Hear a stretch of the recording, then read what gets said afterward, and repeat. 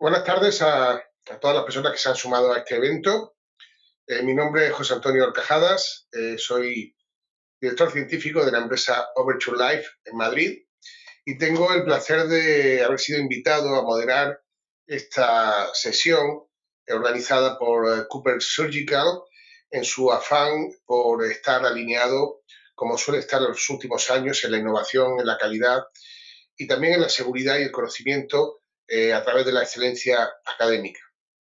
En esta ocasión, Cooper Surgical ha organizado una mesa redonda para hablar sobre la evaluación crítica de los tratamientos para el fallo de implantación. Mesa redonda que va a ser primero una exposición del doctor Rafael Bernabeu y posteriormente una sesión de debate donde todos los asistentes pueden hacer preguntas a través del chat que tienen en el programa que están viendo ahora. El doctor Bernabeu es el director médico del instituto que lleva su nombre y ginecólogo en su clínica de Alicante. Es el director de la Cátedra de Medicina Comunitaria y Salud Reproductiva de la Miguel Hernández y también imparte clases como profesor en desarrollo de la Facultad de Biología de la Universidad de Alicante.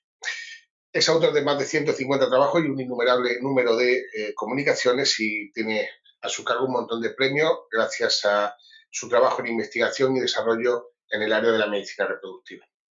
Y sin nada más que decir, le doy paso al doctor Bernabeu para que comience su exposición. Esperamos vuestras preguntas en el chat. Gracias. Buenos días a todos. Vaya por delante mi agradecimiento a Cooper Surgical por haber pensado en nuestro grupo para coordinar el webinar de hoy. Y es un placer que además el coordinador sea el profesor Casadas, de todos conocidos por su larga y fructífera trayectoria en medicina reproductiva, sobre todo en el campo de la biología de la reproducción. Vamos a empezar la presentación y cuando yo veo el título que le piden hacer, es cuando nos dicen es una evaluación crítica de los tratamientos. Yo lo primero que me pregunto es a veces cómo tratar lo que no se conoce. Porque el primer error que tenemos es cuando decimos que un fallo implantatorio es un diagnóstico, no es un diagnóstico, es un síntoma. Como decir, yo tengo tos, la tos no es un diagnóstico. El diagnóstico es qué es lo que causa. Pues es un poquito el problema que tenemos. Estamos intentando tratar muchas veces cosas que no conocemos. Y eso da lugar a muchas incongruencias y a veces franca oposición entre clínicas.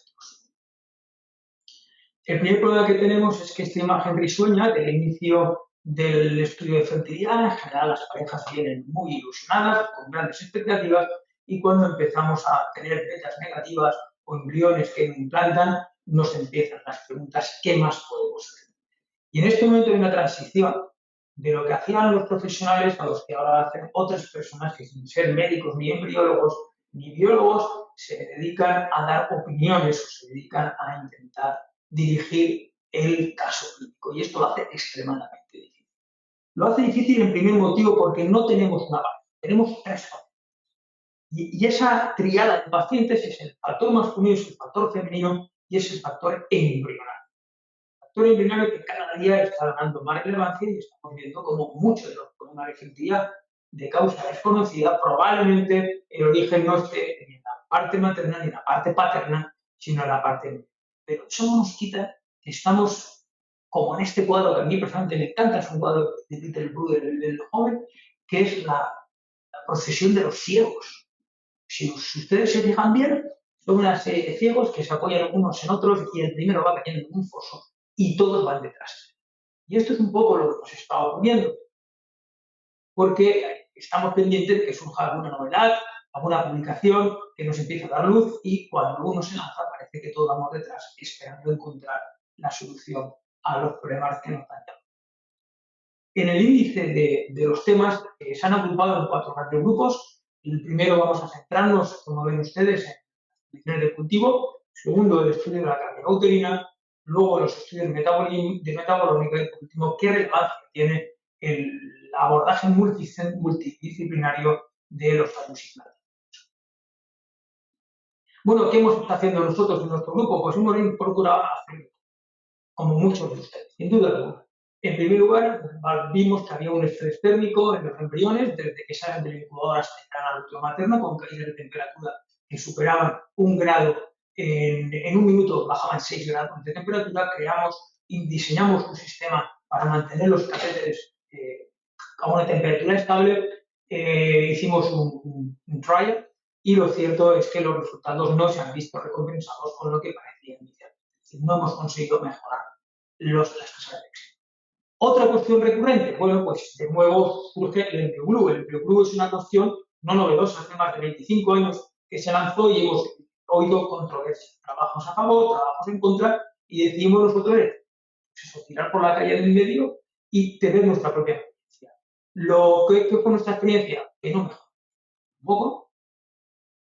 Y, como no, entramos en el tema del PGTA. PGTA, que empezamos ya con microRNAs en el 2013, siempre estábamos ya luchando en Blasto, y empezamos a ver qué grado de mejoría puede tener el PGTA. Y en resumidas cuentas, les puedo decir que el PGTA mejora cuando está realmente indicado. Y en nuestra opinión, y es una opinión y por tanto discutible y abierta a cualquier tipo de polémica, lo centramos en fallos implantatorios previos, en edades maternas avanzadas, en patrones masculinos severos, fundamentalmente. Y también vimos que la forma de tomar la biopsia afectaba a los resultados. Esto recuerdo hablando con el doctor Orcajada y también hablando con su compañero de equipo en Estados Unidos. Planteábamos la gran disparidad que hay en los resultados según qué laboratorio les enviaba la muestra para análisis. Y vimos que según la forma en la cual tomas la biopsia, vas a tener más o menos posiciones. Esto fue una comunicación oral pasado en la ESB de Viena, y este año en el ESB virtual de Copenhague, pues vimos que efectivamente la tasa de mosicismo y los resultados de la biopsia van a estar influenciados en la forma en la cual tomamos la muestra del blastocisto. Bueno, seguimos también intentando ver cosas nuevas y nos llamó la atención hace 5 años la posibilidad de hacer cultivos embrionarios dinámicos. ¿Qué es esto? Pues un intento de remediar y de imitar las condiciones que se dan en la vida. Básicamente son sistemas que mantienen un movimiento constante, intentando, insisto, pues imitar, remediar lo que ocurre en el transporte tubario, valorando pues un peristaltismo de la trompa, valorando el efecto de y se estimó un desplazamiento de torno a 0,8,6 milímetros. Y este tipo de incubadoras se desarrollaron, como digo, en el 2015, y lo cierto es que no se encontró ninguna mejoría respecto a los sistemas estáticos. Otro intento para aproximarnos al doctor naturaleza fue el intento de utilizar un tránsito pasivo del embrión, y en estos sistemas teníamos una parte a la izquierda, en este caso, donde se cargaba medio cultivo, una parte a la derecha, donde había menos volumen de medio cultivo, y una cámara de cultivo dentro de la cual se depositaba el embrión. Y por tensión superficial, básicamente el embrión seguía desplazando a lo largo siguiendo este sentido en esta trayectoria. ¿Cuáles son, en resumen, por abreviarlo por necesidad de tiempo, cuáles son las conclusiones de todos los sistemas que se han planteado primero de cultivos dinámicos? Lo cierto es que, en primer lugar, se necesitan incubadores de gran tamaño. En segundo lugar, las publicaciones son escasas, a menudo contradictorias, y la inmensa mayoría de estas publicaciones no se han hecho en humanos. Y las que se han hecho en humanos han sido con embriones fríamente desechados, normalmente por baja actividad. No hay publicaciones que muestren tampoco un empeoramiento. Es posible que haya un efecto positivo y es posible que algunos pacientes, sobre todo aquellos que han experimentado un bloqueo embrionario, pudieran verse beneficiados de esta estrategia más próxima a la naturaleza, a la fisiología tubular. ¿Cuáles son, en resumidas cuentas, lo que nosotros consideramos que tiene que mantener unas condiciones de cultivo óptimas en el laboratorio? Nosotros llevamos a cabo el cultivo ininterrumpido sin renovación de medio. Los cultivamos en grupos de hasta 5 embriones. Valoramos muchísimo el papel del pH, utilizamos el global de Cooper, y tenemos la posibilidad de variar el pH en cualquier momento del cultivo embrionario porque tenemos el sistema OCOLAB System, que es un mezclador automático de gases que puede cambiar la proporción de cada uno de ellos a demanda del embrión. Nosotros hicimos un trabajo para comparar qué resultados teníamos con el global cuando lo comparamos con el medio anteriormente usado por nosotros. Y aquí lo valoramos en 4 grupos, utilizando el global con ovocito propio, el medio anterior con ovocito propio, el global con ovocito donado y el anterior medio cultivo también con ovocito donado. Y aquí tenemos el número de embriones útiles. Llamamos embriones útiles a aquellos blastos que pueden ser transferidos a hojas. ¿De acuerdo? Entonces, con este concepto vimos que en la serie que analizamos no había diferencias notorias cuando hablábamos de ovocito propio, utilizando el medio global total o el anterior. Sin embargo, cuando hablábamos del grupo de ovocitos donados, donde, como pueden ustedes ver, la N es significativa, pues sí que vimos una clara tendencia hacia una mejoría de los resultados, obteniendo un mayor número de embriones blastos útiles para ser transferidos.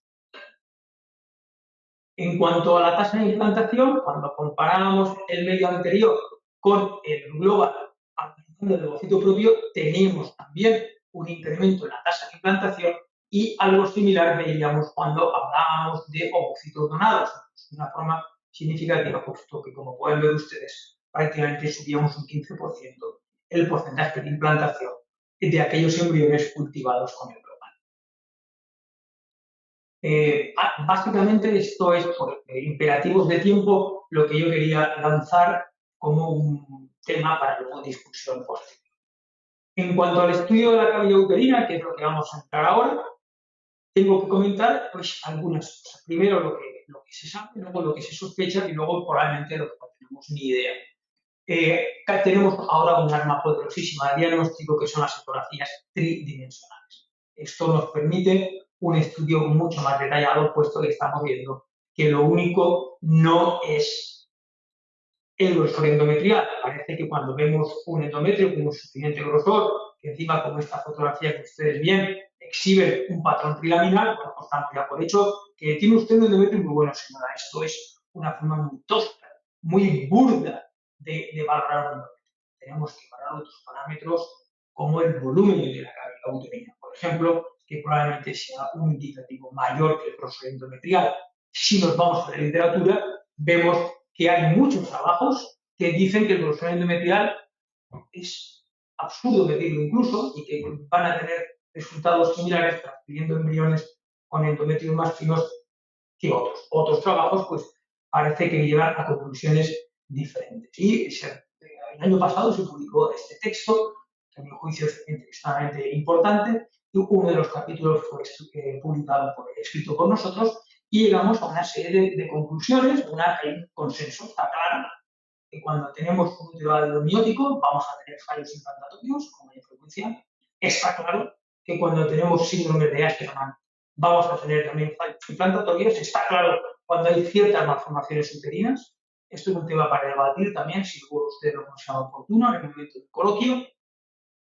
Está claro que cuando los miomas deforman la cavidad hay que operarlos. Hay dudas sobre si los miomas no deformantes de cavidad deben de ser intervenidos en casos de fallo implantatorio previo. Está claro que cuando hay un pólipo de un cierto tamaño que ocupa la cavidad, también un consenso general en que hay que operarlos. Pero ¿dónde están las controversias? En primer lugar, en los úteros en T. Ahora de repente hemos pasado de no ser úteros en T a parece que muchas señoras con fallo implantatorio se están haciendo ecografía tridimensional y se dice, tiene usted un útero en T. Vamos a hacerle una toalete, una palabra que a mí me pone personalmente los pelos de punta, porque no sé lo que es una toalete uterina y porque a mi juicio el endometrio de la cavidad uterina merece un respeto anatómico, sobre todo cuando no tenemos claro que operar estos úteros vayan a mejorar los resultados, sino que incluso hemos visto úteros con secuelas como adherencias posteriores. Otro tema que está alcanzando también el sector de la controversia es el istmocele, es decir, cómo queda la parte del músculo uterino después de la cesárea. Y hemos visto, hay trabajos que dicen que cuando hay un istmocele hay un líquido, una caída de líquido a un hidrómetro en la cavidad uterina que va a dificultar el proceso de implantación embrionaria, e incluso hay trabajos que muestran que si el útero tiene cierto grado de rotación, también van a tener menor capacidad implantatoria. Estos son temas totalmente abiertos a discusión. Y hay otros factores que también estamos valorando que pueden afectar la receptividad endometrial. Uno de ellos es una paupérrima o escasa vascularización. Otros son las contracciones uterinas. Esto es un tema que ya hace de esto ya 15 a 16 años, ya en su momento publicamos un trabajo sobre intentar inhibir las contracciones uterinas. En aquel caso utilizamos indometacina en úteros de señoras receptoras. No llegamos a ninguna conclusión de una mejoría clara, hay una tendencia, pero que no se consolidó en trabajos posteriores. Y lo que estamos haciendo nosotros ahora en pacientes con fallo implantatorio es que el día de la transferencia, justo antes de transferirlo, por un sistema de videoecografía, medimos las contracciones. Y si la frecuencia, amplitud supera cierto valor, estamos utilizando atosiban, que es un inhibidor un antagonista de la oxitocina, como ustedes sabrán, para intentar bajar las contracciones uterinas y llevar a cabo la transferencia en un útero que tenga menos actividad. También estamos pensando que algunos casos de endometrios llamados refractarios, pues intentar modificarlos de forma farmacológica, en general con pobres resultados. Métodos diagnósticos. Pues bueno, pues dentro del equipo, en nuestra unidad de biotecnología, pues hemos desarrollado un test combinado genético que valora variantes de genes que están relacionadas tanto con el fallo implantatorio como con el aborto. Básicamente son tres grandes grupos. Genes que se relacionan con el trombótico, genes que hacemos la metil tetrahidrofolasa sencillamente porque está en el kit. Nosotros actualmente no le damos valor, ¿vale? Con factores inmunológicos, interleuquina 11 y el ApoE, y también con factores que se han visto que modulan la receptividad endometrial, el 53 y el BER. Y esto no deja de ser una mirada a un cosmos del cual ignoramos la mayoría. Es un intento más de intentar acotar el grupo de causas desconocidas. Y otro tema que también hemos visto relevante y que en nuestra propia experiencia ha dado solución a más de un caso de fallo implantatorio es el diagnóstico, el pensar en una endometritis crónica. Y a nuestro juicio hay que pensar en una endometritis crónica cuando hay un fallo implantatorio por dos motivos. En primer lugar, porque es asintomática. A diferencia de la endometritis aguda, la paciente no manifiesta ninguna sintomatología. ¿Y qué es lo que ocurre? En segundo lugar, en su útero. Pues, si ustedes se fijan en esta fotografía histeroscópica, se forman micropólipos. Y alrededor de las glándulas hay este punteado que poéticamente se llama piel de fresa y no es nada más que la representación histeroscópica de un edema periglandular. Y cuando hacemos la biopsia, que necesita tinciones especiales, esto es importante porque la endometritis crónica no se va a poder diagnosticar si no se buscan tinciones especiales. Vemos una infiltración de células plasmáticas y en este caso nuestra indicación es un tratamiento con antibióticos y después del cual una histeroskopia y una nueva biopsia que nos certifique que el cuadro se ha resuelto. Y una vez resuelto el cuadro, llevamos a cabo ya la transferencia de embrión. Y otro tema que también nos llamó, como a muchos de ustedes, sin duda, la atención fue todo el volumen que recibimos de información respecto al microbioma cuando dejamos de hacer cultivos bacterianos y empezamos a buscar el ARN bacteriano mitocondrial. Y esto no solamente afecta el microbioma al útero, hay trabajos que muestran que ya hay microbioma tanto en gónada masculina como en gónada femenino, como en folículo y, por supuesto, durante todo el transcurso de la gestación. Y esto nos llevó a iniciar también una línea de investigación, fruto de la cual fue un trabajo publicado aquí, como ven ustedes, y una comunicación también oral en la R de este año. Y sí que hemos visto que es un estudio piloto, por tanto hay que ser cauto a interpretar los resultados, pero sí que hemos visto que en pacientes con fallo implantatorio tienen un perfil de microbioma diferente a aquellas señoras que no han tenido fallos implantatorios o abortos previos. En este momento lo que estamos haciendo es tratar a estas pacientes, repetir el test y cuando vemos que el perfil de microbioma se ajusta a favor de un porcentaje notorio de Lactobacillus, es cuando llevamos a cabo la transferencia. Apoyándonos también no solamente en antibióticos, sino en probióticos, tanto por vía oral como por vía vaginal. Y seguimos entrando en esta procesión de ciegos que nos intentamos apoyar unos en otros y un trabajo que publica el grupo de Norbert Gleich en Nueva York, continuación de unos que ya publicaron hace ahora 6 años, bueno, pues plantean también la posibilidad de hacer perfusión intrauterina con el factor estimulante de las colonias de granulocitos. Sobre esta línea de bañar a la cavidad uterina con factores que pudieran promover una mejor implantación. Esto no es el único, también se han planteado el plasma rico en plaquetas, basándonos en que las plaquetas tienen altísimas concentraciones de citoquinas, de factores de crecimiento, que en algunas otras aplicaciones de la medicina han conseguido mejoría, y también se ha planteado el bañar previamente a la cavidad uterina con plaquetas. ¿De acuerdo? ¿Y cuáles son los resultados? Pues una vez más seguimos en esa imagen que les he puesto de pintura flamenca.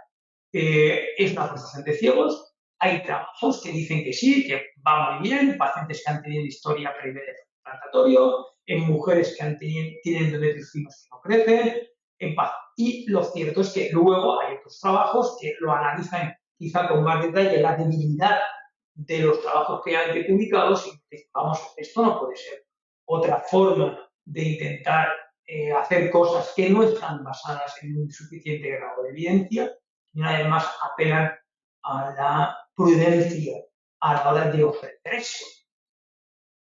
No es lo único, también se ha planteado el bañar también el aplicar HCG intrauterino 2 o 3 días antes de la transferencia en blastocisto, apoyándonos en el hecho biológico de que el embrión en el segundo o tercer día ya empieza a segregar beta-HCG cuando está normalmente en la trompa.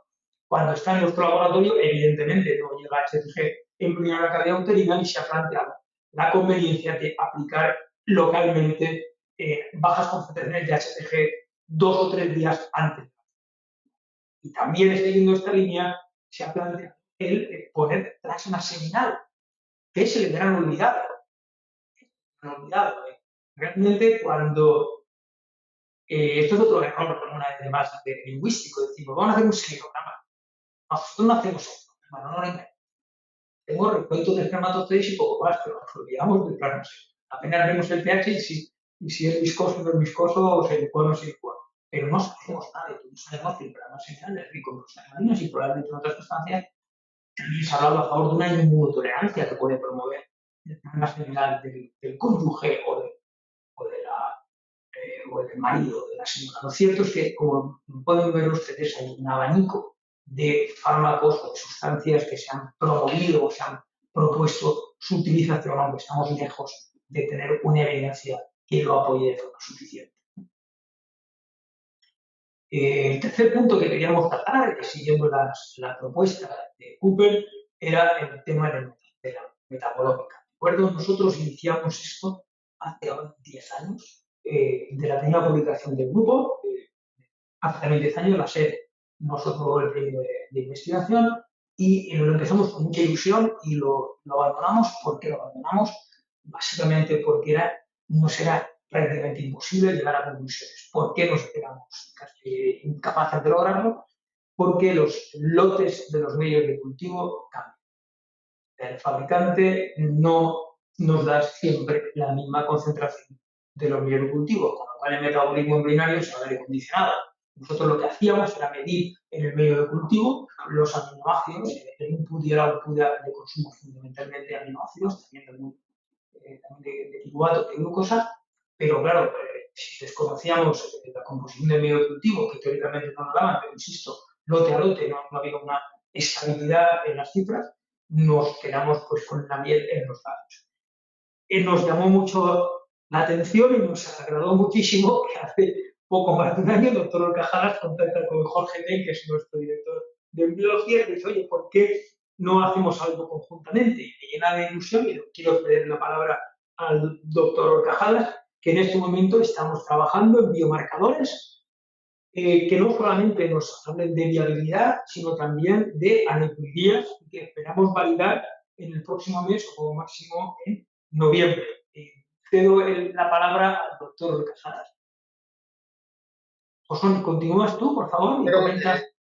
¿quieres, lo hablamos ahora, si quieres durante la discusión podemos mostrar un par de diapositivas donde se muestra parte de ese trabajo que has mencionado?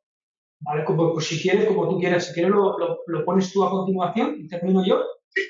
Cuando estemos en el debate, que hay una pregunta sobre eso, creo que puedo mostrar las dos diapositivas a las que te has referido.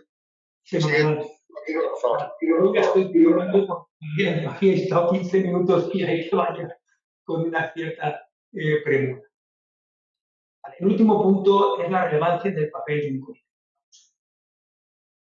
Esto se resume en una frase académica, que es esta frase latina. Ante todo no acepta. Ante todo no acepta. En este momento, nuestro comité de cambio implantatorio o de aborto de repetición está constituido por ginecólogos, por embriólogos, por genetistas, como ven ustedes, por biólogos moleculares, y también con un inmunólogo, una doctora endocrinóloga, la doctora Pino Navarro, y también con andrólogos. Y ahí lo que intentamos es llegar a tratamientos causales. El problema es que muchas veces no tenemos ni idea de lo que está ocurriendo.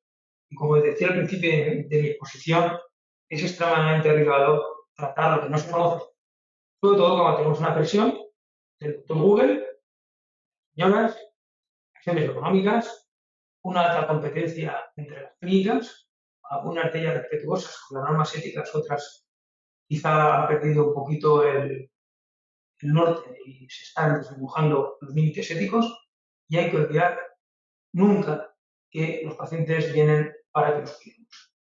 Y el paciente puede ser embrión. El embrión no es nada más que una falta de coger un martillo y darle el martillazo.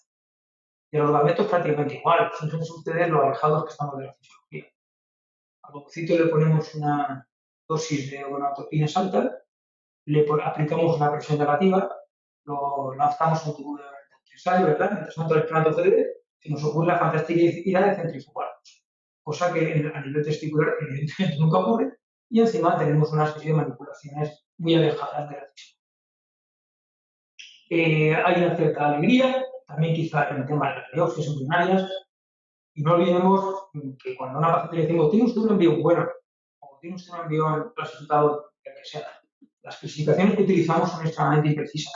Nos basamos en criterios morfológicos, en criterios en este caso cromosómicos. De ahí que el advenimiento de otras formas de valorar, en este caso la metabolómica o las otras ómicas, sean especialmente atractivas para que, cogiendo lo mejor de cada método diagnóstico, nos aproximemos, aunque no lo alcancemos, a poder escoger aquel embrión que tenga la mayor probabilidad de finalizar con una gestación a término.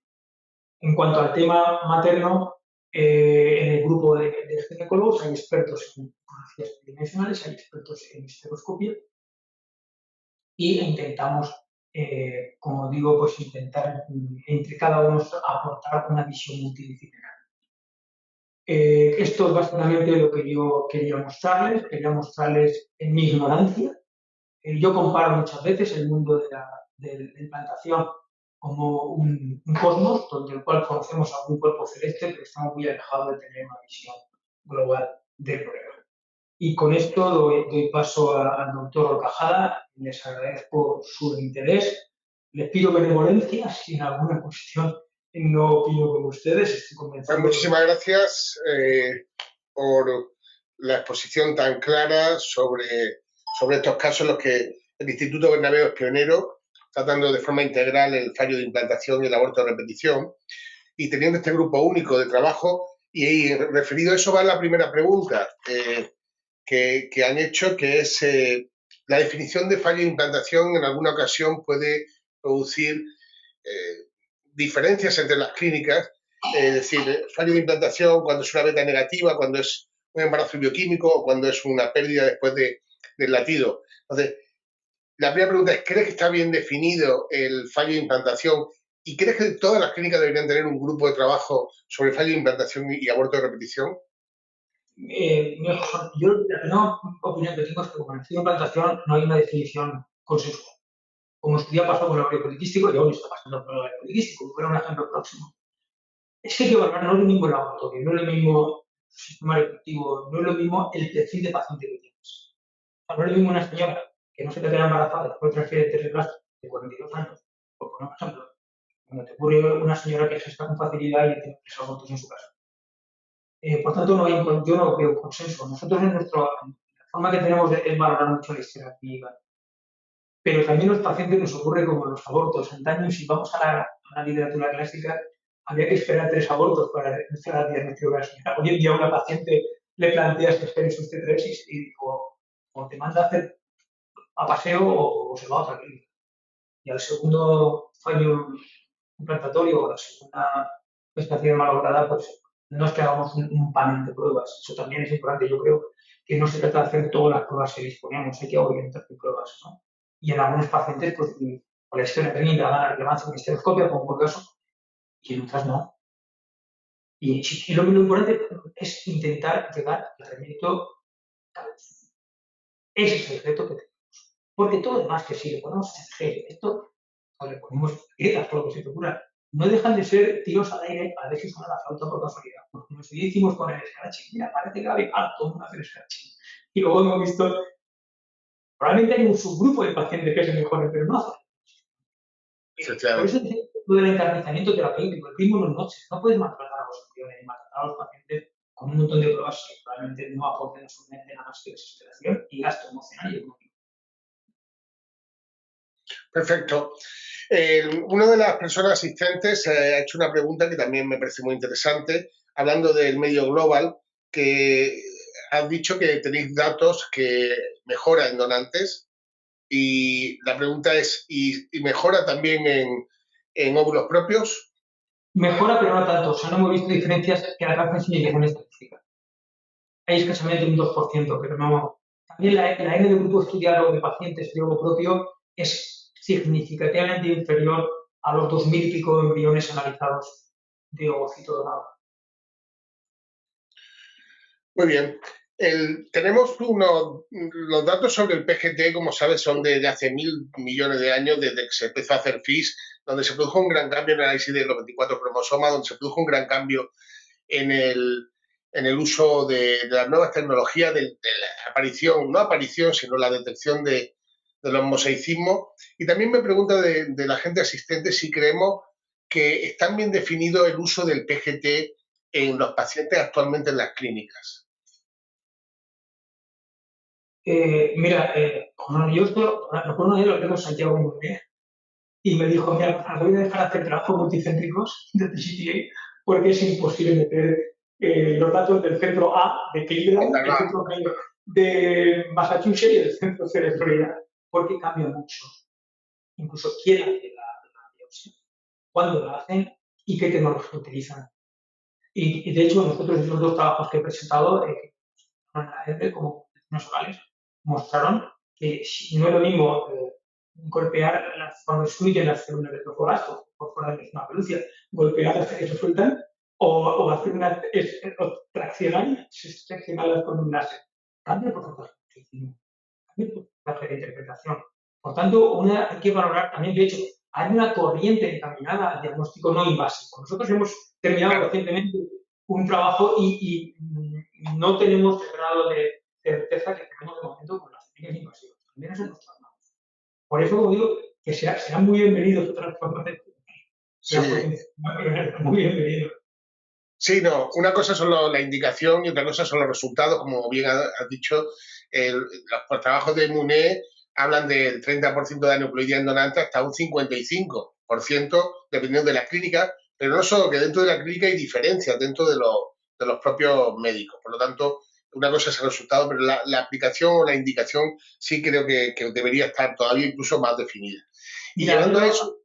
Disculpa, sí. Al hilo de esto, fíjate, cuando nosotros ya tenemos el último juguete, la asignación masiva, vamos a hacerlo en receptores, para que tengan un embrión, menos aborto. Los resultados empeoraron. O sea, nosotros en este momento en receptoras no hacemos PGDA.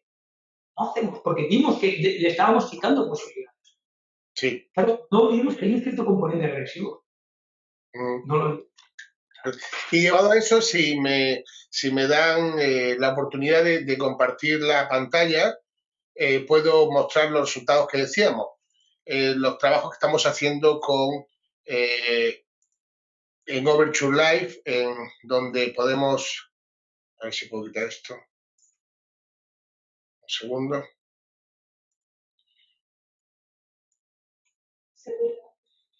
A ver si es que no me deja. Un segundo, pero pongo más aquí. ¿Se ve la pantalla? Bueno, los estudios de metabolómica. Como decíamos, nosotros en nuestra empresa estamos también trabajando con metabolómica. Me encanta que has nombrado que lo dejasteis porque cambiaban los medios de cultivo, que entonces se cambiaba mucho. También porque la tecnología para mí, Rafael, ha sido lo que ha cambiado todo. Es decir, lo que ha evolucionado cuando la genómica estaba muy avanzada, en la espectrometría de masa, la proteómica no estaba tan avanzada. Sin embargo, la aparición de nuevos equipos y la combinación de esos nuevos equipos está permitiendo resultados muy reproducibles dentro siempre de un medio de cultivo, como bien saben. Y solo quiero mostrar dos gráficas en las cuales habéis participado. Una de ellas, hay distintos medios de cultivo, pero este es para un medio de cultivo en el cual nosotros hemos sido capaces de poder determinar lo que llamamos MPI, que es el Metabolite Pregnancy Index. Como pueden ver abajo en la gráfica de la izquierda, hay un threshold que está en el punto 1, que todos aquellos embriones que van a embarazar o predecimos que van a embarazar, embarazan, y de los que no embarazaron, 2 de ellos presentaban un buen perfil. Al final tenemos más de un 90% de acierto en embarazo o no embarazo con este medio de cultivo, y como pueden ver abajo en la gráfica de abajo, algunos de estos marcadores, en verde embarazo, en rojo no embarazo, son prácticamente binarios, es decir, aparecen o desaparecen, como este primero que tenemos aquí o estos que tenemos aquí. Esto nos habla de la calidad de los resultados en el sentido de que realmente son muy reproducibles, es decir, cuando aparecen determinados biomarcadores nunca embaraza o sí embaraza. Al final, del tema no invasivo de genética, el origen del ADN que nosotros o que la gente analiza viene de células que obviamente han sido destruidas y por lo tanto no es el mejor material de trabajo. Sin embargo, la metabolómica lo bueno que tiene es que estamos analizando, como dice un compañero mío, la orina del embrión. Es decir, estamos analizando el resultado de todas las células de todo el embrión, tanto en consumo como en secreción. Por lo tanto, es un valor que habla de todo, de la viabilidad de ese embrión. Y estos resultados, que sí son de global, es donde podemos distinguir en un número de 200 muestras que hemos analizado después de encontrar los biomarcadores.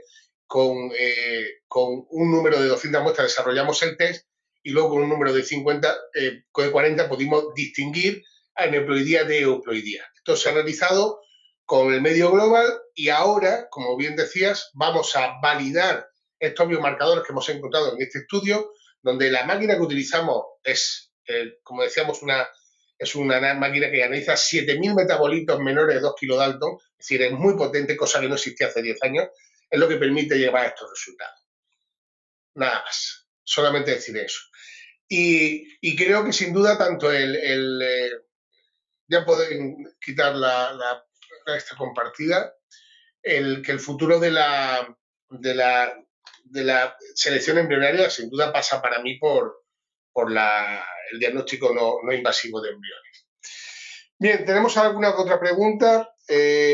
Cuando hemos estado hablando también de los estudios que estáis realizando sobre el plasma enriquecido, sobre la microbiota, que también tiene un gran sentido desde el punto de vista biológico, y quería preguntarte sobre el balance inmunológico, es decir, esos test que diagnostican o nos avisan de un posible desbalanceo inmunológico que puede afectar precisamente al objeto de la implantación embrionaria en concreto. ¿Y qué habéis hecho vosotros? Este año se cumplen 40 años que estoy viendo hablar del factor inmunológico y honestamente aún no sé lo que es. Porque vamos, por hace unos años, sobre todo en algunos países anglosajones, la natural killer cell parecía que era el paradigma y había que suprimirla como fuera, con inmunosupresores. Yo creo que aquí, además, estamos tratando lo que más hacemos.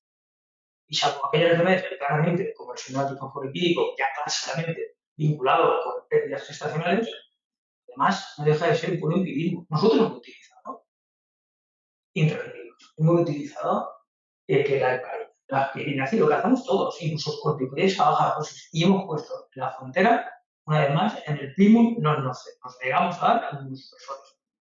¿Por qué? Porque hay casos publicados incluso de muerte fetal intrautero con una sepsis. Estamos aquí utilizando inmunosupresores, a veces con una frivolidad irresponsable. Porque estamos viendo enfermedades crónicas, incluso tuberculosis en las mujeres que se han tratado con inmunosupresores porque los exprimen todo. Cuando no sabemos exactamente todavía cuál es la inmunogenia.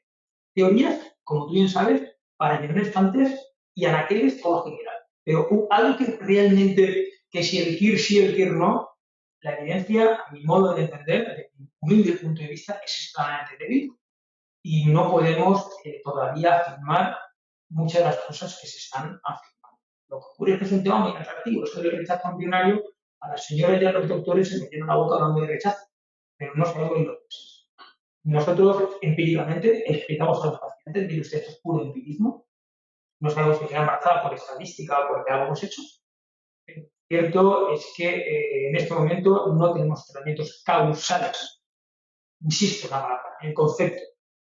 Estamos tratando síntomas, no estamos tratando enfermedades. Síntomas que no me veo.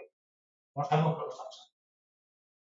¿Por qué tratamiento inmunológico? Si tú no puedes evaluarlo bien privado, solamente lo evalúas de una forma muy parcial. Estás muy lejos de tener una evaluación global de un privado. Estás tratando a la madre sin saber si la causa de neumonía o masculina. Esto lo estamos olvidando. Y hay una cuestión que todos los clínicos y todos los epidemiólogos que probablemente me estén escuchando han vivido, que es el caso típico. Lo resumo. Señora que te envían, o ves tú con 42 años, después de una anestesia prolongada de muchos años, y claro, es que no me quedo porque la nada, porque lo necesito, venga, la anestesia, vale, te lo compro todo. Le haces un ciclo de donación y tienes unos embriones extremadamente malos sobre los embriones. Cuando luego tiras del hilo del factor masculino, ya le puedes hacer, hay equipos que hacen meiosis en testículo, pues muy bien. O el FISH, o lo que quieras. Te encuentras que ahí subyace una causa masculina que justifica por qué no se quedó embarazada cuando tenía 33 años. ¿Y cuándo lo descubres? Cuando has hecho ciclos de donación, a veces como una donante, y coincide que la calidad embrionaria es penosa. Nosotros, insisto, en el tema inmunológico no vamos más allá del puro empirismo. No tenemos tratamientos causales, salvo en este caso concreto. A la hora de valorar a una pareja que viene en este grupo que tenéis de tratamiento integral de fallo de implantación y aborto de repetición, en este programa, ¿cómo decidís cuál es el mínimo para que una pareja entre en este programa? Y luego, ¿cómo actuáis a nivel de clínica? Es decir, ¿se compone de un grupo de cuántas personas y qué tipo de estudios hacéis? ¿Os reunís todos para estudiar ese caso? ¿Vais sumando pruebas? ¿Cómo funciona para que te un diagnóstico y sobre todo un tratamiento específico? El punto de partida es la anamnesis. Es que nos hemos olvidado de la historia clínica. Lo que hay que hacer es sentarse y hablar y recoger datos de la familia, empezando por la familia. Que a veces nos ponemos las orejeras y nada más creemos, mira, tenía otro plato muy bueno, no sé qué nada, vamos a hacer las pruebas. Esto no es hacer medicina. Hacer medicina es abrir todo, tu capacidad de perspicacia y recibir información. Lo primero que hacemos es una historia clínica muy detallada. Antecedentes familiares de él y de ella. Antecedentes laborales. Exposición a tóxicos. Por supuesto, antecedentes familiares, personales de los dos y ginecológicos y andrológicos. Y luego valoramos el motivo. Es decir, no es lo mismo que comentaba antes.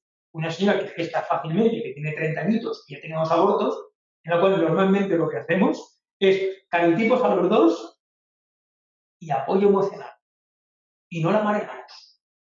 Mira, fijaros, cuando ya tengo canas, ya se me nota, ¿no? Pero cuando en la década de los 80 teníamos pacientes con abortos de repetición, si te vas a un libro de los años 80, lo que hacíamos era pacientes con 3 y 4 abortos, no había histeroscopios, ¿vale? No había ecografía, todo lo que hacemos ahora de una forma rutinaria. Teníamos el 70% de parejas que acababan con una gestación a término sin ninguna intervención médica, salvo consultas frecuentes, en la cual no teníamos ni ecógrafos vaginales. Y teníamos un 70% de mujeres de debajo de 35 años que después de 2 o 3 abortos tenían un niño en casa. Y eso hay que decirlo a los pacientes. Depende del caso. No es lo mismo la persona que te viene con 40 años, pues ya sabes lo que sabes, que tienes que ir a saco. Y ahí a veces de entrada una paciente que tiene 2, 3 periodos gestacionales con 40 años, le hacemos los prototipos, sin duda alguna, le hacemos un fish al señor del túnel. O sea, la fermentación del ADN cada día no la creemos menos. Hacemos una velocidad tridimensional, hacemos una histeroscopia con biopsia para descartar endometritis crónica y el microbioma. Y una vez que evaluamos todo eso, ahí participa, como decía antes, hay una ginecóloga que hace histeroscopia. Bueno, digo ginecólogas porque en la casa, menos los ancianos, casi todos cuenta ginecólogas, ¿de acuerdo? Entonces, bueno, pues compañeras que hacen la ecografía, compañeras que hacen la histeroscopia y nos reunimos todos. Si ha habido antes PGT, con embriólogos. Y si ha habido antes un ciclo de FIP, con embriólogos. Y decidimos entre todos que es lo mejor. Y luego tienen una visita con el médico tutor, hay un médico tutor de la pareja, ¿no? Que es el que lleva el caso clínico al comité.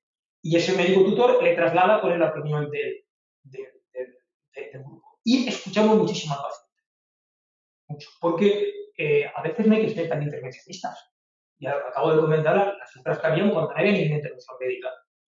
Y a veces hay que ser más intervencionistas. También depende muchísimo del perfil del paciente, ¿no? No podemos dar una receta general para todos. También ponemos muchas veces el protocolo de estimulación.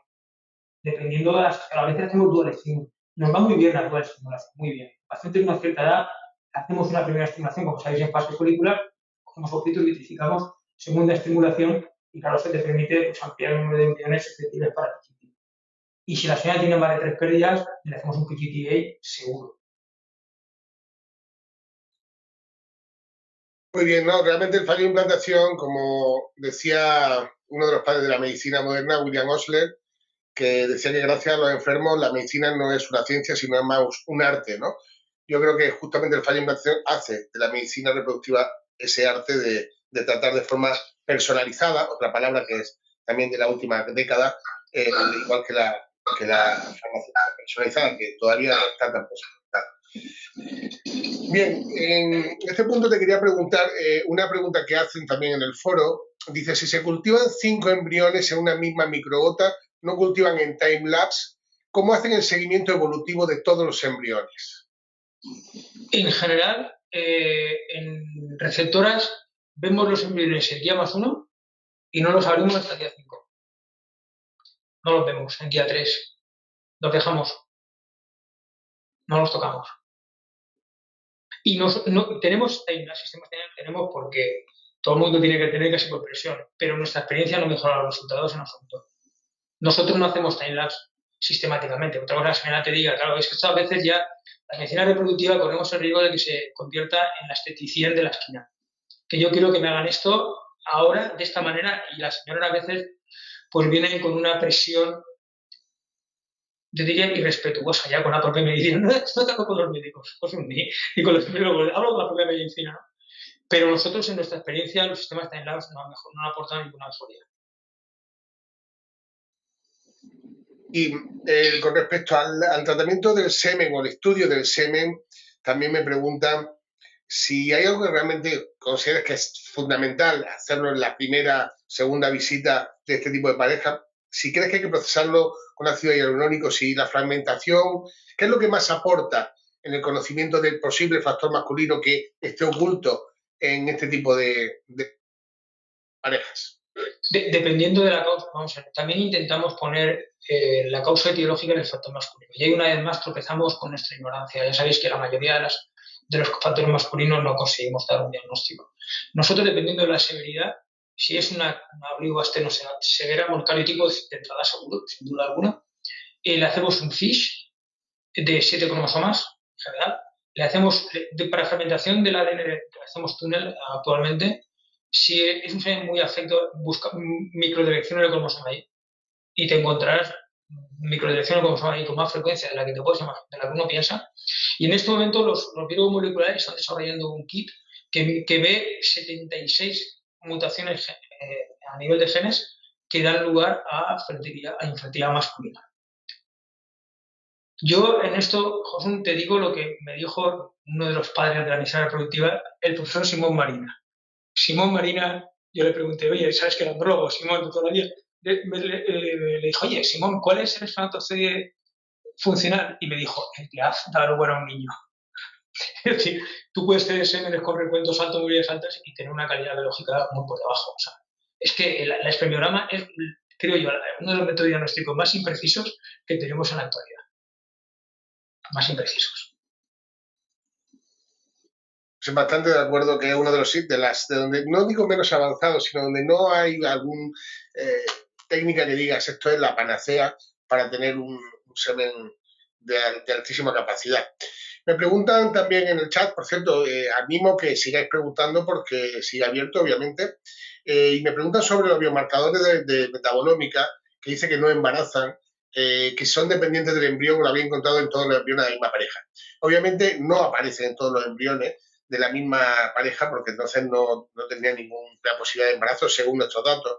Lo que sí digo que es muy llamativo y también lo sabemos todos, que aunque tengamos embriones euploides, hombre, muy sano, muy bueno, jamás se alcanzan casi, yo lo máximo que he visto en una clínica ha sido el 70% de embarazo, de embriones euploides o embriones jóvenes, de óvulos jóvenes. Eso significa que hay un 30, 35 o un 40% de euploides que no implantan.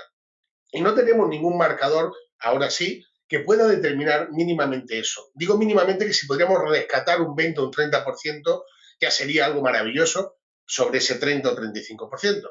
Y esto nosotros tenemos datos de hasta el 80%.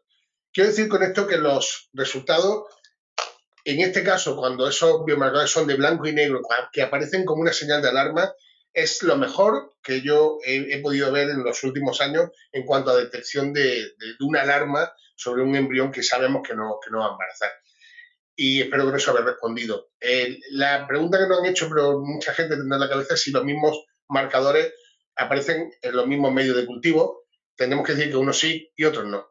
Principalmente los que produce el embrión aparecerán como en todos los medios de cultivo, pero muchos de los que obviamente se consumen por el embrión no sucede. Muy bien, la última pregunta que tengo aquí ahora mismo en el chat es sobre cuál es la técnica de todas las técnicas que hay, esperma, de ultrasonografía, de todo, que crees que más ayuda en el fallo de implantación. Qué pregunta más compleja. Yo creo que el PGTA. Y luego, fíjate, hay una cosa que no me he olvidado, que es la transferencia. O sea, es que a veces hemos tenido pacientes que han venido con fallo implantatorio y tienen unos canales cervicales terribles. Y cuando luego al interrogar, dudas mucho de que el embrión haya quedado en la cavidad uterina. Y se solucionan a veces tan fácilmente pues, con una histeroscopia diagnóstica y una pequeña dilatación del canal cervical.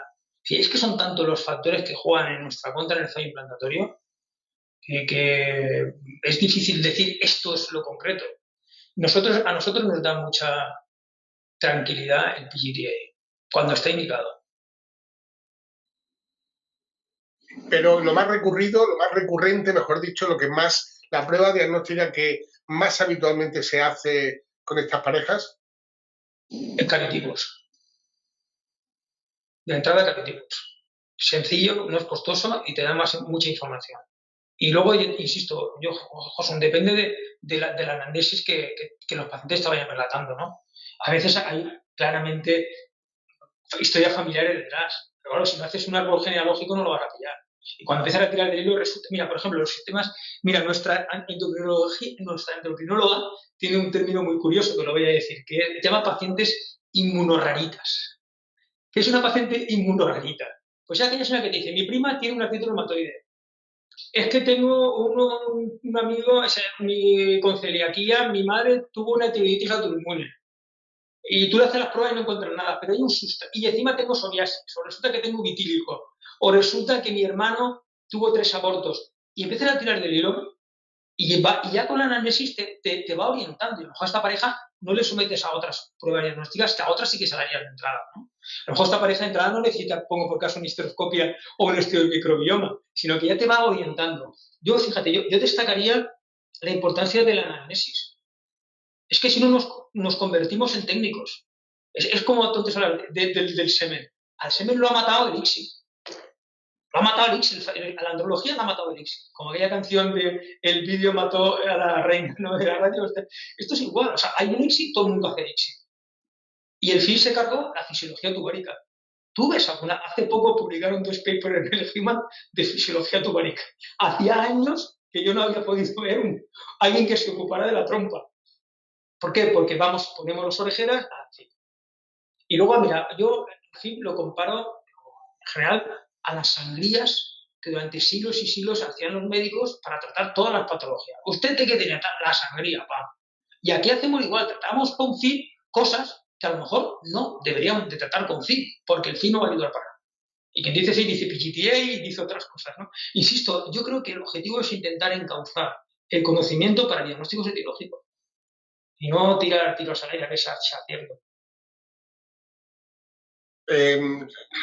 Leo entre líneas que crees que hay un abuso de Elixir y que en ese sentido crees que se debe devolver un poco a la convencional, hacer las cosas de forma más natural, entre comillas, a la hora de, como bien dice, de una pareja que viene en principio, que esta se va a embarazar, casi seguro, tú dices por la amnesia, por cómo viene. ¿Crees que debería volverse a eso? Y que es una pregunta muy compleja. Mira, vamos a ver, aquí nos olvidamos de la epigenética de entrada. Estamos generando una serie introduciendo nuevas formas de manejar embriones humanos y el ICSI, no lo olvidemos, es bastante agresivo. Tú le estás metiendo en el citoplasma un espermatozoide entero y un poquito medio cultivo también, ¿eh? El PVP, es decir, volver al ciclo convencional es que ahí tienes un problema, y es la presión del paciente. O sea, nosotros, nuestras estadísticas es con ICSI tenemos un fallo total de fecundación de un 0,3% y con ciclo convencional de un 1,8%. Es decir, 2 pacientes de cada 100 con CIP no se van a quedar. Eso explicarlo al paciente es extremadamente difícil, porque el paciente hace un esfuerzo económico, anímico, emocional, farmacológico, de todo tipo, y llamarle y decirle, mira, ven a hablar con nosotros que resulta que hay un fallo de fecundación. Y la pregunta inevitable es, ¿por qué no me hicieron un ICSI? Entonces, esto es muy difícil de manejar. Nosotros, a pesar de lo cual, estamos haciendo un 20% de CIP, sobre todo de nueva donación, con factores masculinos normales. Pero es extremadamente difícil. Es que el problema yo creo que estamos viviendo una transformación enorme de la relación médico-paciente. Y ahora cada día el paciente se convierte en el decisorio, el que decide qué él tiene que hacer el médico. El médico, cuando antes parecemos la peluquera de la esquina. Oiga, quiero que me haga mechas, que de paso me mire la pedicura y me ponga uñas de porcelana. Oiga, es que no hay que hacerla, lo que yo le diga, señor. Y esto es complicado de manejar. Totalmente de acuerdo. De hecho, tengo casos que me habéis contado de decir, ustedes hacen aquí tal técnica, no la voy a nombrar. Dice, no, aquí esta técnica hacemos. Y levantarse e irse. Es decir, pues entonces no iniciamos ningún ciclo porque queremos hacer eso. Bueno, es lo que tiene Internet. Bueno, voy a otra pregunta que hacen por el chat y aprovecho, aunque no se aparece un programa de televisión, pero es saludar porque nos están mandando preguntas desde Argentina, Uruguay, México. Es decir, se ha levantado temprano, sobre todo en México, para poder estar y poder escucharte, lo cual os lo agradezco enormemente. Y una de las preguntas que viene de aquí es que si no os planteáis ampliar el estudio de trombofilia genética, puesto que en el caso de ellos han visto que un grupo de pacientes con F2 y F5 Leiden, tienen mutación en F12, F13 y cuando le han dado el tratamiento al hematólogo se han embarazado a la primera o han solucionado en gran parte y han llevado a término sin problema. Esa es la pregunta. Nosotros, cuando encontramos alguna patología tromboembólica, directamente la enviamos al hematólogo y no nos metemos en terrenos que no dominamos. Como cuando sospechamos una patología inmunológica, le pedimos interconsulta con inmunólogos, les piden un listado de analítica enorme y al final les dan Tolkien, corticoides y heparina. Bueno, en general. Pero vamos, cuando hay una patología tromboembólica, evidentemente la ponemos en manos del hematólogo. Perfecto. Y de hecho, si esa es otra de la historia acerca de la trombofilia, yo que sabes que he viajado mucho por Latinoamérica, que hay clínicas donde nace a todo el mundo, o casi todo el mundo, clínicas donde no hace absolutamente a nadie, y digo, bueno, yo creo que tiene que haber un término intermedio, es decir, aquellas personas que tienen una historia familiar o que tienen una vuelta de repetición, o que hay una sospecha, creo que sí se deben hacer. Y de hecho, las publicaciones que hay, las que no están sesgadas por hacérselo a todo el mundo, demuestran que hay una disminución del aborto de repetición. Bien, me preguntan acerca del mosaicismo en óvulos propios, aunque no me lo aclaran, no sé si se refiere solo a este grupo de parejas o se refiere en general a vuestros resultados de la clínica, que me imagino que también le interesa a la gente. Nosotros los mosaicismos básicamente depende de qué tipo de mosaicismo y a qué cromosoma afecta. Si son mosaicismos que afectan a cromosomas que no son incompatibles con aborto, no los transferimos. Por ejemplo, mosaicismos que afectan al 21, no los transferimos. En trabajos nuestros, que además lo tenemos publicado, hicimos un seguimiento del cariotipo de los recién nacidos provenientes de mosaicos tanto que afectan a un cromosoma incluso a 2 o a 3, y todos los cariotipos de los bebés fueron absolutamente normales. Entonces tenemos una gradación. Nosotros en primer lugar transferimos euploides, en segundo lugar transferimos aquellos, como te digo, mosaicismos que en primer lugar no sean de alto grado, ¿no? Y no afecten a cromosomas incompatibles con la vida. Y una vez más, no hay que olvidar que el concepto de mosaicismo es un artificio, porque decimos 25% de pérdida o ganancia de material cromosómico. Y yo me pregunto, ¿por qué 25 y no 20 o 30? No deja de ser un consenso que hay. Tú sabes que en USA, los Yankees, dicen embrión transferible o no hay punto. Y no se complica la vida. Nosotros, los mosaicismos, a la pareja le explicamos que hay mayor probabilidad de no implantar, que hay mayor probabilidad de aborto, que hay mayor probabilidad de fallo y que desde luego le indicamos un prenatal. Un diagnóstico prenatal de confirmación siempre. Siempre. El mosaicismo es un tema complicado, porque tú realmente estás analizando células del trofoblasto, no vas a la célula externa. No sabes si hay una correlación con la masa celular interna. Suele haberla, pero no lo puedes saber. Los trabajos en el cual, en vez de coger trofoblasto, acuérdate, se pinchaba el embriocele para tomar el líquido de dentro, tampoco han mejorado grandes cosas. Y los test que estamos haciendo, hemos hecho un trabajo comparando el mismo embrión, ¿vale? El no invasivo, en medio de cultivo, ¿de acuerdo? Como el invasivo. Y hay una disparidad en muchos casos. Probablemente el embrión se desprenda de células anómalas y sea fisiológico el encontrarte mosaicos o células aneuploides fuera del... O sea, que hay una disparidad de resultados entre un test invasivo y no. Nosotros, de momento, seguimos haciendo invasivo. Sí, yo creo que el invasivo tendrá su público y yo creo que será un añadido también a, no sé, los desarrollos. Todo, lo que queremos todos, obviamente, es que no haya invasivo, eso está claro. Cuando uno va al médico, lo que no quiere es que le pinchen, lo que prefiere es que le hagan una análisis de orina, lo que prefiere es que le hagan una ecografía, que le hagan una rayos X, lo que sea, pero que no entre. Yo creo que al final el no invasivo de PGT tiene su parte de acierto que la va a tener, en la metabolómica tendrá su parte de acierto que la va a tener, pero yo creo que también la inteligencia artificial que se está desarrollando ahora, ya no digo publicaciones científicas de instituciones académicas, sino empresas que se han desarrollado alrededor de eso, con las cuales yo he colaborado y realmente sorprenden los resultados que tienen cuando analizan los vídeos y nosotros tenemos aquí también un pequeño grupo de inteligencia artificial. Creo que también va a sumar un resultado positivo o un aumento de elegir embriones que van a implantar. ¿Qué opinas sobre eso? Que bienvenida sea. Una vez más, yo creo que no hay una única prueba diagnóstica que diga este sí y este no, sino que tienes que hacer una sumación, y no solamente de factores embrionarios, sino también aportar factores maternos y paternos. Y entre todo eso, construir un pronóstico mucho más ajustado. O sea, no olvidemos que somos extremadamente ineficientes en nuestros tratamientos. Es que la mayoría de nuestros pacientes van a fracasar. Cada día menos, pero que estamos muy lejos de ser buenos terapeutas, muy lejos. Por tanto, yo insisto que, como tú apuntas, aportar metapolémica, aportar morfología, aportar pruebas funcionales, aportar DGPs y PGTs invasivos o no, estudios maternos, esa es la clave. O sea, tenemos que llegar a un... Por eso nuestro intento es que sea multidisciplinar, es decir, intentar aportar cada uno de su disciplina y entre todos llegar a un diagnóstico causal y, por tanto, tratamiento causal que nos va a dar grandes alegrías. Y la inteligencia artificial, evidentemente, nos va a permitir manejar un volumen de datos que de otra forma no podemos. Y sobre todo compartir datos. No solamente basarte en los tuyos, sino en los que tengas tu base de datos, ¿no? Que esto es un poco lo que nos está pasando con el microbioma, que tenemos mucho ruido de fondo. O sea, tenemos en el equipo excelentes informáticos y a veces se pierden en la cabeza intentando quitar ruido de fondo porque, igual que la base de datos que te dicen, que esto es cuando te matan al médico, cuando le dicen informe, hallazgo de significación incierta. Ya te han matado. Tú tienes al paciente luego, ¿cuál es mi estilo genético? Y tú dices, hallazgo de significación incierta y te miran con una cara diciendo, este doctor no sabe absolutamente nada, ¿no? Sí, todavía queda mucho y yo creo que la inteligencia artificial va a depurar muchos datos y muchas publicaciones un poco sesgadas. Vayas, totalmente.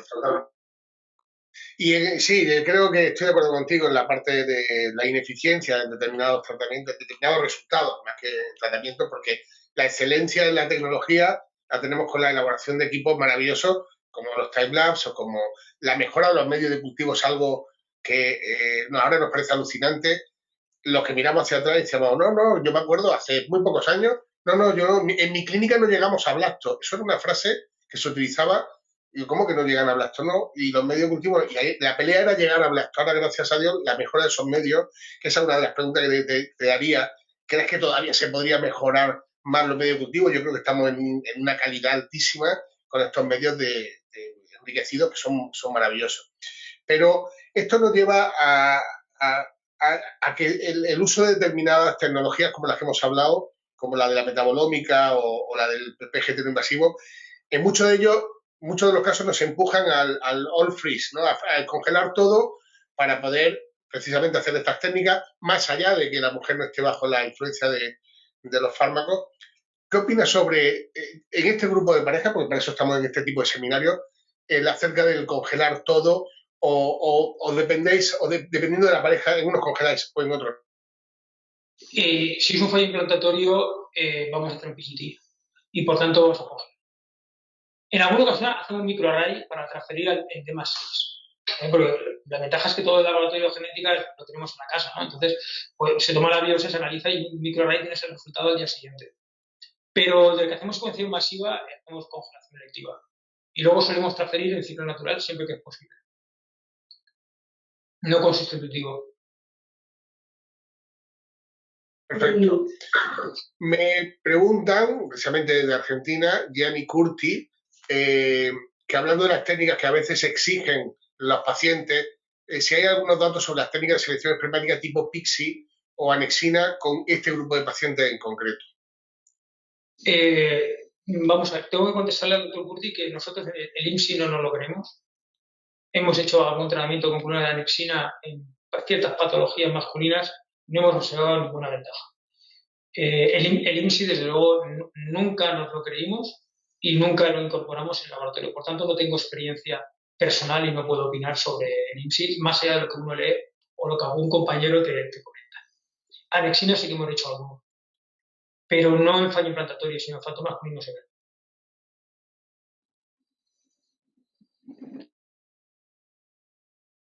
De acuerdo.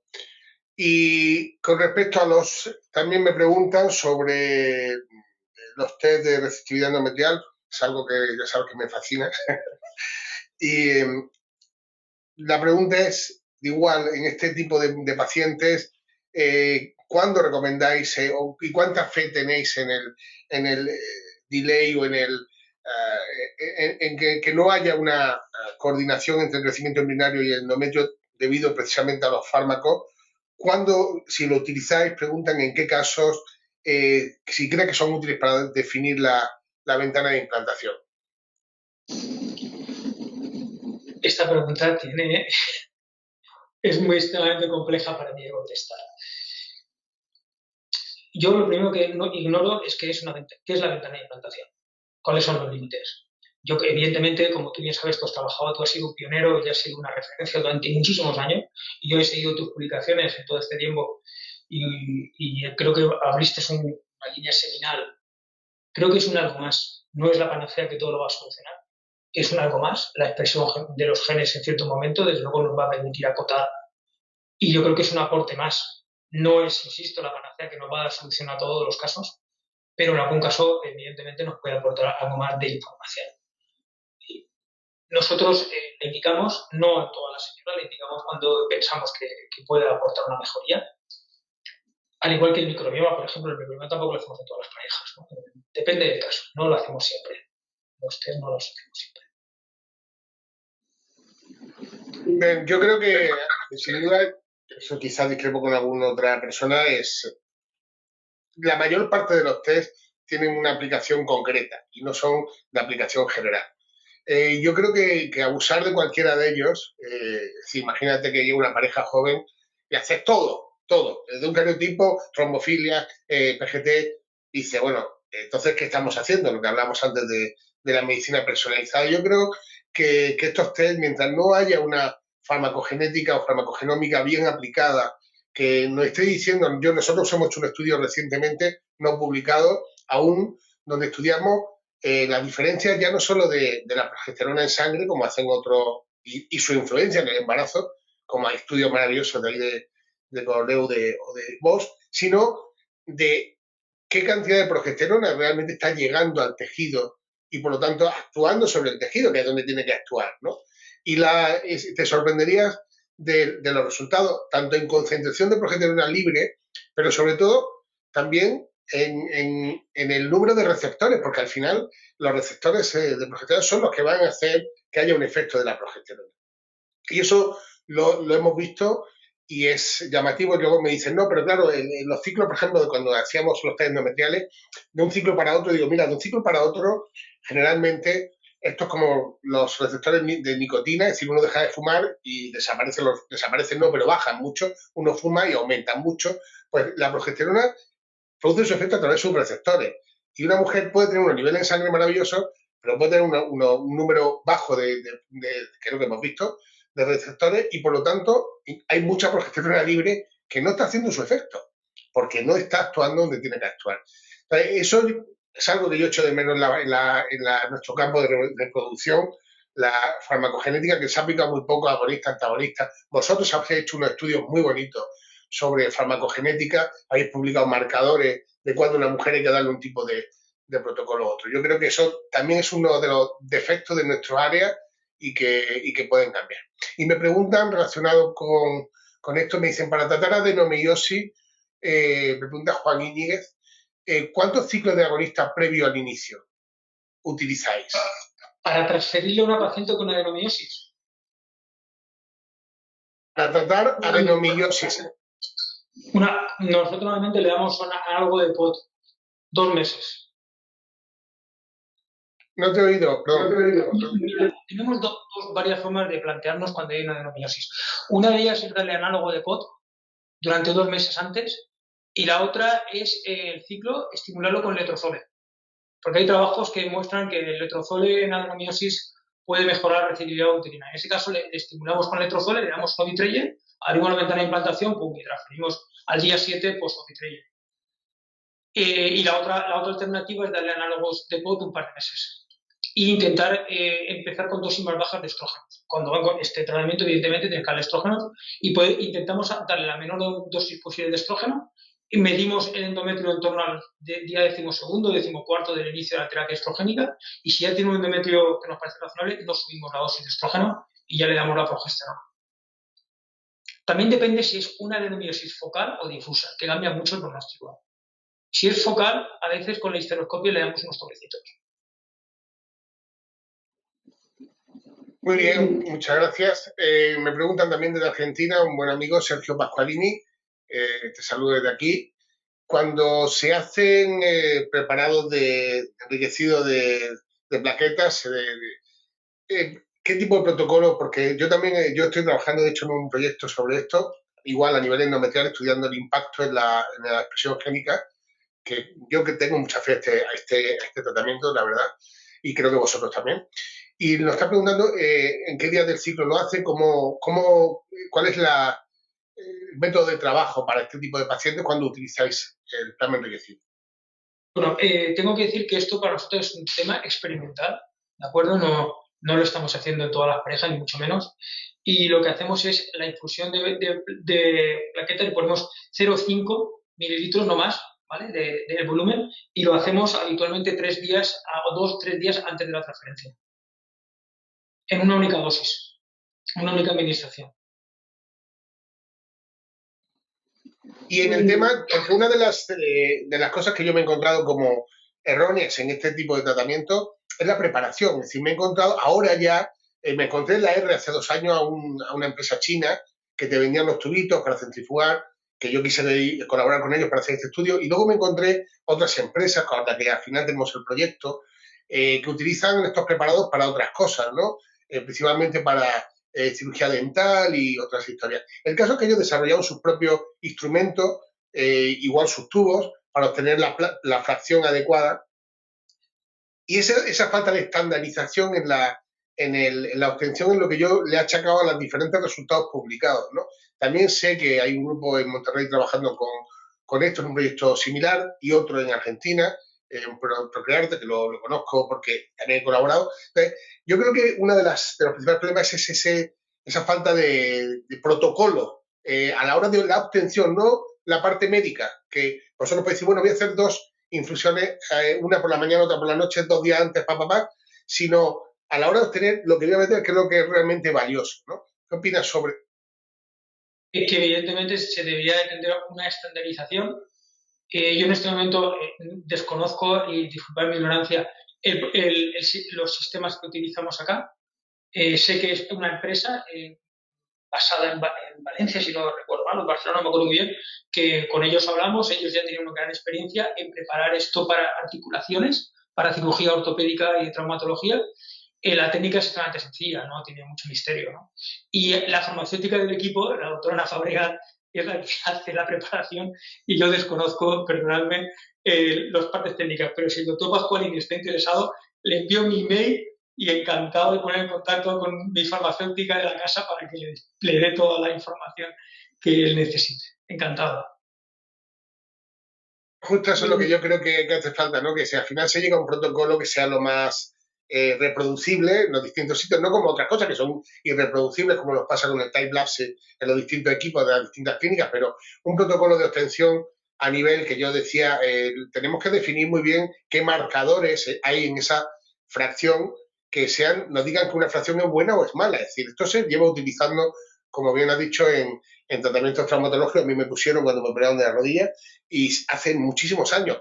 Igual, con muy poco protocolo, dice, no, es que ahí hay células madre, me decían, digo, madre mía, células madre en el año 90. En fin, el tema es que una de las cosas que yo creo que a veces que carecemos, tenemos esa pequeña deficiencia en sacar cosas que con muy pocas pruebas, con un protocolo poco establecido, a veces llegamos a tener resultados que luego son difícilmente reproducibles.